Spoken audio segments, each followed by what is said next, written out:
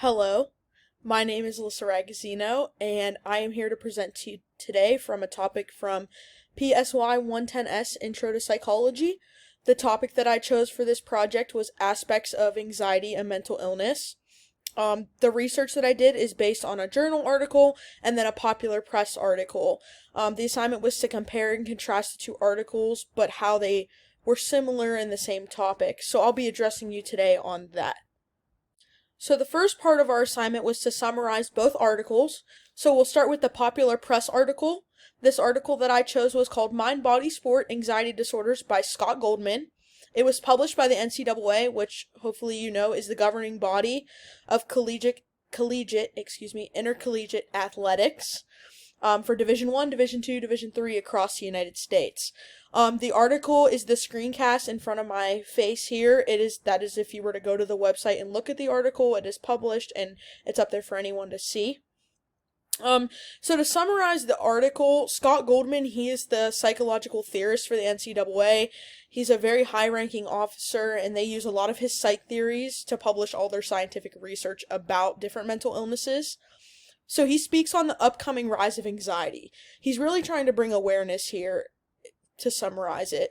He states, NCAA research shows that almost 85% of certified ATs, or athletic trainers, believe anxiety disorders are currently an issue with student athletes on their campus. That's significant. Clearly, he's using that to hook you and bring you in and make you realize why he's addressing the problem. He then starts by listing most common symptoms for anxiety. Some of those are increased breathing and heart rate, fearfulness, feeling like you're fearless, your fearfulness, you're powerless, you're trembling, you're panicky. You feel like you can't sit still, that something's wrong, maybe if there's not something wrong. And then he goes into treatments and the emotional construct built around anxiety. That would be meaning the social kind of expectations that we have set, or the stereotypes and the generalities, and how we have to get away from those. And then he lastly ties it all together, discussing Morrow's two-factor theory of avoidance, which is a psych theory that basically says the longer that you push or put away whatever is bothering you or triggering that anxiety, the worse that it will get. So that's like a brief summary of that article there by Goldman. And then to wrap that up, I used an infograph up at the top. It has the word anxiety in the middle, and then all those different symptoms that come around it. I sourced it and cited it below for you to see to wrap it all together. So now we're going to summarize our professional journal article. This article had to be scientific. It had to be published with scientific literature, which is the difference than the popular press. Those can be just found common on the web. So the article that I chose to use for this side of the project was called Sport-Related Anxiety, Insights by Professors of Kinesiology from University of Wisconsin. This was published by the Open Access Journal of Medicine, Sports Medicine to be specific, and it is screencasted right below to the left under the title in my slide, just so you could see a little bit what the article looked like. The article was many pages long, so the summary I'm going to give you is brief, but the link will be at the end in the reference section if you ever were interested to go look. So to summarize this article, they define anxiety and they use sports psych theories to give a scientific explanation on why it can be detrimental to sport performance. This is kind of where these articles differ, and I'll talk about that a little bit later in the presentation, but their focus here is sport performance. Anxiety is just another thing to them that alters sport performance, making it good or worse. So it's not so much they're focusing on anxiety, they're focused on anxiety and sport performance together.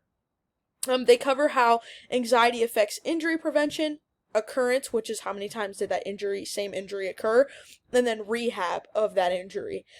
And just a little quote here to give you a summary. They discuss the need for treatment by stating, by first defining anxiety and using sports psych theories to give a scientific explanation on why it can be detrimental to sport performance. So that's a little brief intro to that article. So like I had said at the beginning of the presentation, the main point of the project was to compare and contrast these articles, similarities and difference, something we learned at a young age. First, I'd like to start with my infograph right above here. It's a Venn diagram. We learned how to draw those at a young age, and they were a simple way to learn how to What's so alike about these? What's so different about these? So that's why I included that there. I thought it fit the slide perfect. And then to my right is 65 symptoms and signs of stress, just to go along with kind of what both articles were talking about, which I'll explain in a second. So, comparison of the articles, excuse me. Both articles identify symptoms of anxiety. What makes these articles the same? That's the first thing. They both start their articles by saying, these are the symptoms. These are the symptoms. So, for example, the journal article writers state, anxiety is often characterized by a range of physiological, sweating, increased heart rate, behavioral, somebody that bites their nails, or they fidget with something, and or cognitive, negative thoughts, inattention, signs, and symptoms. In the previous slide, about 2 slides ago, I told you that the popular press article, that was how he started his article, was saying these symptoms. So that's one, comparison, one similarity between the both. And then another similarity is both articles use psych theories. So I talked a little bit about Morrow's two-factor theory in the popular press summary. That was just, the longer you avoid it, the longer that it's going to get worse. And then when it really comes to the surface, it's going to be bad. It's kind of that, somebody take something in, and then one time they just lose it, and the outcome is much worse. In the Journal of Sports Medicine article, they talk about the inverted U, drive and reversal theory. I'm going to speak on the inverted U a little bit. So that's the graph that's to my left. So it's basically an inverted U, as you can see, and it's arousal to performance. Arousal can be, arousal physiologically, or it could be emotionally, like anxiety. That U is saying you need a balance of both. A little bit of good anxiety before a sport performance is a good thing. It is proven to help with anxiety. So it's not so much a bad thing, but you need a balance. If you get to too much, it could bring you down. It could bring your performance down. So they're saying that optimum arousal level, that's where we want to be. So both of those things are the major comparisons between the two articles. So then, of course, back to my Venn diagram, if we're going to compare them, if we're going to do the similarity in the middle, what's on the outside? What makes them different? Why did I have to do both in this assignment? So, contrasting the articles, okay? So first I'll start with my little infograph guide to the right. One major difference was their purposes, and that's what he's questioning with his magnifying glass. What was their purpose of this? Let's find it, let's talk about it. The purpose behind each composition. So this includes their different focuses. Goldman, in the popular press article, he's writing to bring awareness to people about the rising increase of anxiety in athletes. That's his purpose. While the journal article, they're using anxiety as one of their researching reasons for an athlete to perform poorly. So that's a big difference between purposes. Awareness and research purposes are completely different. And then the other contrasting characteristic is the authors. Their educational backgrounds are on opposite sides of the spectrum. The NCAA states his clinical experience, including working in university counseling centers, rehabilitation centers, private and government-funded psychiatric children's hospitals, school counseling centers, and outpatient therapy institutes. They're giving him credibility. The author, Scott Goldman, I told you he was the psych theorist for the NCAA.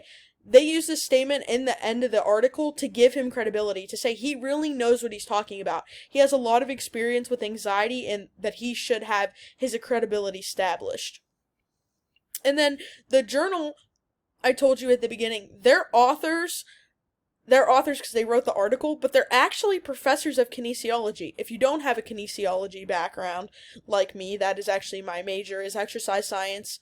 Kinesiology is the foundation of human movement. It's how we move. What muscle does this if I bend my arm? That's their background. And they have a little bit of sport performance. So how do all of those, what outside things, how do all of those come in and affect athletes' performance? So they actually are on very different sides of the spectrum, just kind of coming into both worlds or the same world to establish a problem. But for different purposes, like I talked about before. And then lastly, the Mind, Body, and Sport right here to my left, that's actually the handbook that the NCAA puts out, and it's called Understanding and Supporting Student Athletes' Mental Wellness. Back in the old days, it wasn't as common for mental illness to be discussed. Now it's huge. Somebody like Scott Goldman has brought attention, and I just thought that was important to include here as well. So lastly, the last part of my oral presentation was to decide whether I thought the popular press represented scientific knowledge that's out there well. And in my opinion, the NCAA did a great job. Mr. Goldman, he has so much credibility, like I talked about in the last slide. I really think he knew what he was talking about, and he was bringing scientific, factual awareness, and that's what we need more of. You have news out there nowadays that sometimes you have to question things you read, like on social media or by word of mouth. He really has credibility. What he says, people should believe, and he's trying to bring the facts to the surface. So I think he did a fine job of representing the scientific knowledge that is out there in the field. He states, psychological intervention to reduce the impact of the inciting stimulus to teach effective coping flows from intelligent diagnosis. There are many empirical validated treatments for anxiety and anxiety disorder. He's basically saying here that people with this disorder don't get the right help because the right facts aren't out there. So I think he really uses his science and his educational background to prove that he is putting the right things out there, and he's speaking on how scientifically beneficial treatment can be for athletes. That just proves that he is representing the scientific knowledge that is out there in the field, and he's bringing it into a world of sports where the two can be combined and related, which is what all this presentation has been about. And lastly, also, I hope you've enjoyed my presentation, but here are my references. There's just two. I really didn't go outside the sources besides the two articles. I did have sources, just a note. Each infographic that I posted, any picture that I posted, underneath in white font was the source and the URL. So I also did have more sources. I just didn't include them in my reference page here, but they are cited in my presentation. Thank you.